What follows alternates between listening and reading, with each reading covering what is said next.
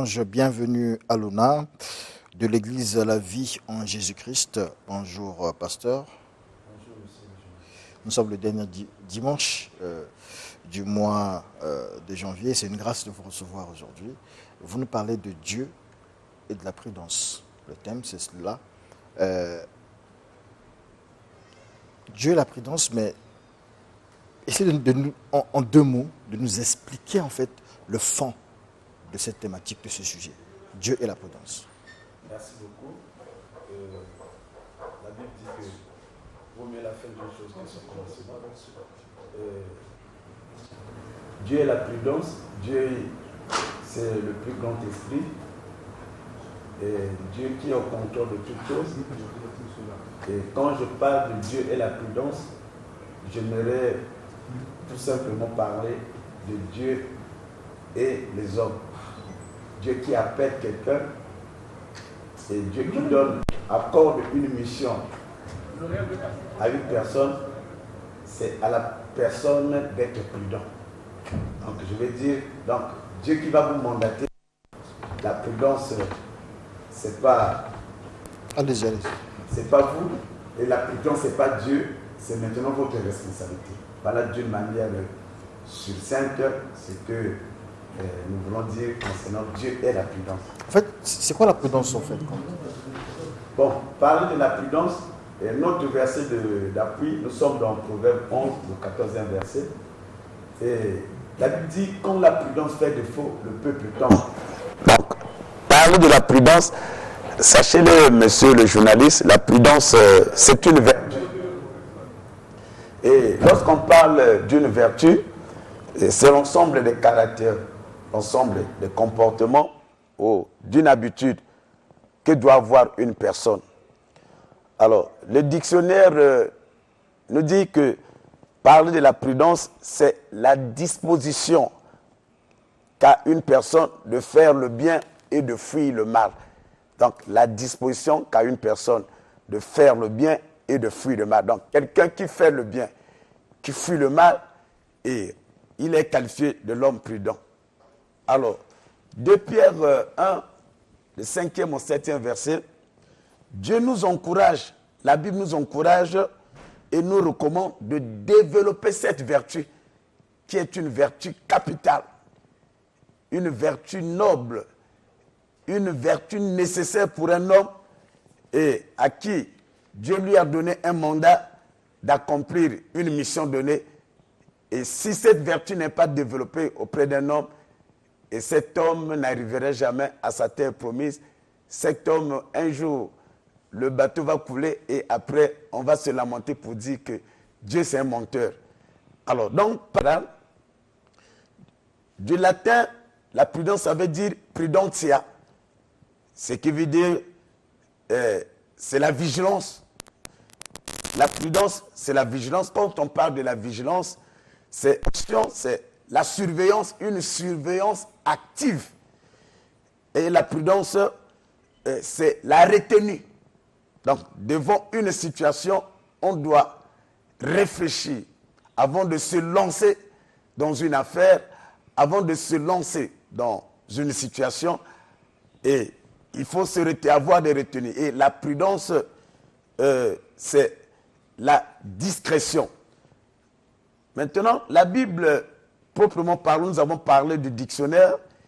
Et Proverbe 22, verset 3, Proverbe 27, le 12e verset, nous parle de la prudence comme étant le comportement de quelqu'un qui est vigilant et qui évite tout ce qui pourrait lui causer préjudice dans sa vie.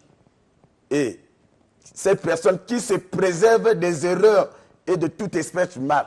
Donc, les erreurs peuvent arriver, mais il y a de ces erreurs qui risquent d'entacher, de vous salir, et il y a de ces erreurs où vous pouvez perdre toute votre crédibilité et vous pouvez perdre tout ce qui est cher en vous. Donc voilà un peu d'une manière, et c'est là où même 1 Timothée 4, le 16e verset, Dieu nous demande, veille sur toi. Donc Dieu qui te demande, pourtant c'est lui le grand protecteur, pourtant c'est lui, le Dieu qui assure la sécurité.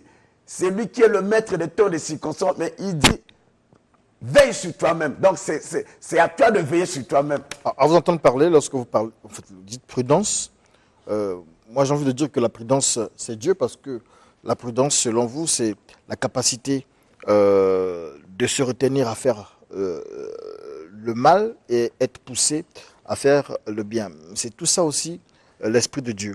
Donc la prudence en réalité c'est Dieu.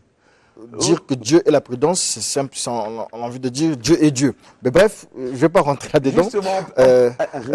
C'est que Dieu, dans la Bible, sinon dans la Bible on nous dit, il y a une incitation, donc une parole biblique qui dit, parole de Dieu qui dit, soyez prudents comme les serpents. Okay. Or le serpent c'est le mal, le serpent c'est le diable. Ok. Comment expliquer ça? Merci beaucoup, monsieur le journaliste. C'est très important, la question est capitale. Alors, vous comprenez, nous sommes dans Matthieu 10, cette parole que vous venez d'évoquer, et nous sommes dans Matthieu 10 au 16e verset. Alors, ici, c'est Dieu, le Seigneur qui, après avoir choisi les disciples, et il les envoie en mission. Et qu'est-ce qui va se passer? Et après avoir les fait doter, il les a dotés d'une onction particulière pour aller accomplir une mission bien déterminée. Mais qu'est-ce qui va se passer?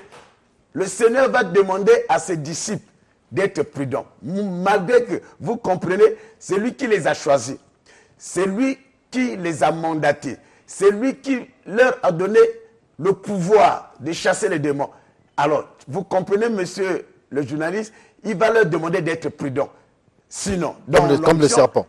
Si la prudence était telle que vous venez de le dire, dans l'onction, dans le Saint-Esprit, il y a beaucoup de choses. Mais il leur demande d'être prudents. Il dit, soyez prudents comme les serpents. Donc, il leur fait rentrer dans l'école du serpent. Le serpent, c'est quoi?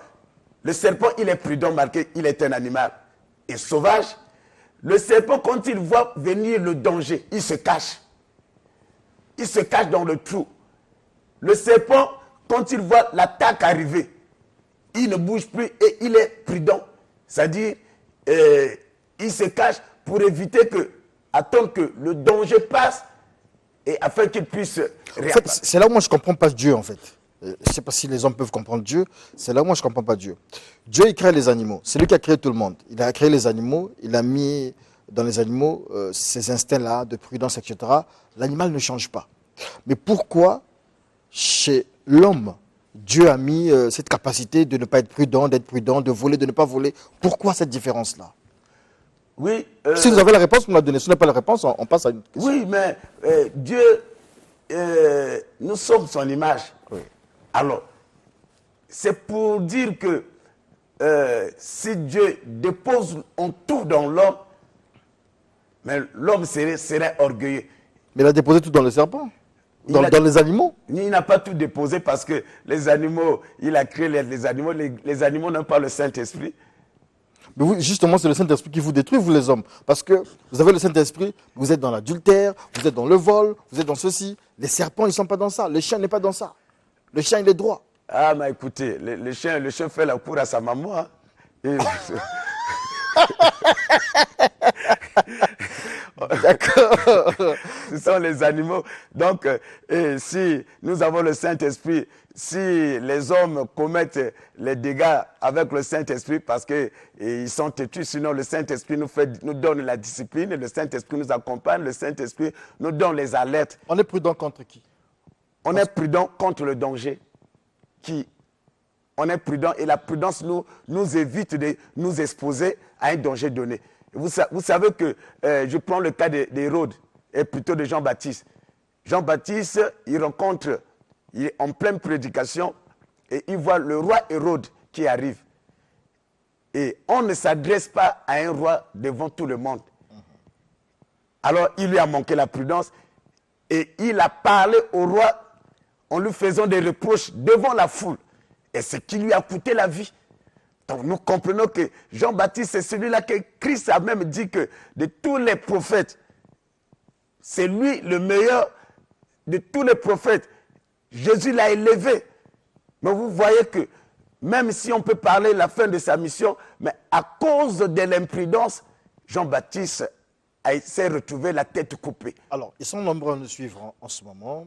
Ce qu'on appelle Yai Songo depuis Congo-Chine, Didi Pina Silas et J'aime Marley Akonzo Babi qui nous suivent depuis Paris en France, qui se disent, ils veulent être prudents aussi. Ils veulent apprendre la prudence, c'est que vous le dites. Mais après, quelle est l'image? C'est-à-dire que les caractéristiques d'un homme prudent, essayez de nous les citer, comme ça donnera, ça servira de modèle à ceux qui ne sont pas prudents ou ceux qui sont en quête justement de prudence dans ce contexte-là. Ça sera votre mot de fin. Ok. Donc, avant de répondre à cette question rapidement, Genèse 39, verset 10, vous comprenez, Joseph qui a refusé de coucher avec la femme de son patron, c'était ça la prudence. Donc, s'il n'était pas prudent, Joseph ne devait pas arriver à être intendant, être premier ministre. Donc, dès qu'il a compris, le patron m'a tout donné, sauf toi. Et lorsque la femme est venue, Joseph a dit non, le patron m'a tout donné. Si je mets une main sur toi et je vais raccourcir et je ne vais pas atteindre la terre promise. Et la Bible dit dans Hébreux 11, 24, Moïse est devenu grand, refusa d'être appelé fils de la fille de Pharaon. C'était sa prière. Il est devenu grand, il atteint la maturité, il a compris que si j'accepte cette alliance, si je dis oui, que je suis le fils de la fille de Pharaon, c'est une alliance qu'on jouait, alors il me sera difficile de sortir de cette alliance. Alors il a dit non, il était catégorique. Voilà la prudence. Alors, comment reconnaît-on, pour répondre à votre question, quelles sont les caractéristiques d'un homme prudent? Et un homme prudent, c'est un homme qui veille sur lui-même. Il veille sur lui-même avant d'entreprendre quoi que ce soit. Et comme disent les Français, avant de parler, il tourne 7 fois sa langue. Avant de s'engager, il voit les conséquences de ce qu'il veut entreprendre. Est-ce que ça ne va pas lui porter préjudice? Parce que l'homme peut tout perdre sauf sa dignité. On a besoin de sa dignité. Par exemple, moi qui suis pasteur, mon métier c'est l'évangile. Alors, c'est seul Dieu qui voit le cœur, mais les hommes voient le comportement. Les hommes voient les agissements. Mais lorsque j'ai un sale comportement, qui viendra dans mon église? Sinon, mon église sera comme l'hôpital. Quelqu'un qui est malade, il vient parce que la personne est malade. Après la maladie, un chef de famille sérieux, posé, ne pourra jamais emmener ses enfants, sa famille dans mon église parce que c'est un pasteur qui a un comportement négatif, un pasteur impoli. Alors, voilà ce qu'on peut. Alors, un homme prudent, il sait comment éviter les erreurs de la vie. Et on dit que l'erreur est humaine, mais il y a de ces erreurs que nous devons éviter. Et s'il y a de ces erreurs que lorsque nous tombons là-dedans, et nous tombons dans l'irréparable, où ton image est salie et tu ne peux plus avoir accès ou bien arriver à un niveau donné. Donc, un homme prudent. Quand on parle aussi, quelles sont les caractéristiques d'un homme prudent? Et c'est cet homme qui a le sens de discernement. L'esprit de discernement et de contrôle est en lui. Il discerne avant d'agir. Il discerne avant de prendre une décision quelconque. Parce qu'il y a cette décision où ça peut vous renverser. Tel que M. Diaz, il est à la tête de toute une équipe. Alors, on doit savoir prendre la décision. Sinon, il y a des décisions qui peuvent vous rattraper et à la suite, vous mettre à terre. Donc, il faut contrôler, il faut observer, il faut vérifier tout avant d'agir. Un homme prudent, c'est un homme qui est réservé, qui est discret. Et moi qui suis pasteur, vous savez que celui qui veut aller loin, celui qui veut réussir, atteindre les objectifs, il y a une arme qui est très efficace, c'est la discrétion. Et si moi qui suis un pasteur, je ne suis pas discret, quelle est cette brebis qui viendra se confier en moi? Qui peut me porter sa confiance? Donc, le fait d'être discret, et je connais pas mal tout ce qui se passe dans la vie des hommes, les gens qui peuvent venir pour se confesser, parler de leurs problèmes. Je n'ai pas à parler de cela à mon épouse, et ainsi de suite. Donc voilà un peu d'une manière générale, c'est un homme réservé, discret, il n'agit pas avec précipitation, mais il est posé et il agit avec sagesse. Et pour terminer, les caractéristiques d'un homme prudent, il demande toujours conseil. Parce qu'un homme ne se suffit pas. Même moi qui suis pasteur, Jésus-Christ est venu, il était accompagné des disciples. Malgré qu'il a commencé même avec 120 et il descendait jusqu'à arriver, clôturer avec 12. Donc ça veut dire que seul on ne peut rien. On a besoin d'être à deux, on a besoin d'être trois, on a besoin aussi de conseils. Lorsque vous avez en face de vous quelqu'un qui connaît tout, il mourra malheureux. On doit accepter les critiques, on doit accepter qu'on vous porte conseil, on doit accepter qu'on puisse vous diriger. Même si vous êtes rempli du Saint-Esprit, vous êtes le super pasteur. Mais sachez-le que dans l'église, il y a quelqu'un que Dieu lui a apporté une grâce quelque part que vous n'avez pas. Merci beaucoup, pasteur. Nous sommes arrivés justement à la fin Ok. de cet entretien. Nous allons être prudents comme des serpents. Nous allons prendre l'exemple du serpent. C'est un modèle pour nous. Ok, c'est toute une école. Le serpent. Hein? Ok. Ok. À l'école. C'est pas le serpent qu'on avait maudit là. Pardon? C'est pas le serpent qu'on avait maudit. Oui, mais Monsieur Jobs, c'est un bon journaliste, mais ce n'est pas les défauts qui lui manquent. D'accord, merci beaucoup. Rappelle quand même des contacts. Je suis au 00242 663 71 52. 00242 663 71 52. C'est mon numéro personnel. Et si vous pouvez cliquer cela dans Facebook, vous allez avoir mes coordonnées et même ce même numéro dans le WhatsApp, vous pouvez m'écrire. Merci beaucoup. Il y a beaucoup de messages ici, beaucoup de réactions. Mais on aura l'occasion de les relire certainement. Et donc, c'est la fin de cet entretien avec le pasteur Ange Bienvenu Aluna. Question-réponse tout de suite avec l'apôtre Richard, Fida de Sainte-Eude.